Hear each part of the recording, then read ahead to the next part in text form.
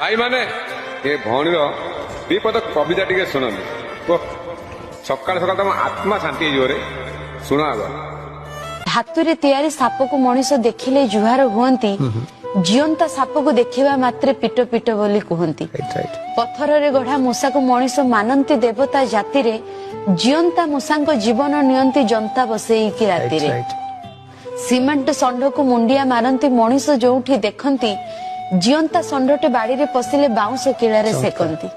जीवन नथिबा देह को मनीष सब बोली कही थांती अनेक दिनरु मरीथिबा माछ सुखुआ को रांधी खांती बंचिथिबा बापा मां को मनीष जरा निवास रे छाड़ी की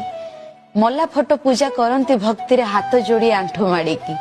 एभली मनीषों को विधाता केमिति के जानी सहुची तांकरी मध्यरु मु मध्य जणे गाली दबनी मु रहुची सुनिलो केमिति लागिला समस्त पाखु शेयर करिवे।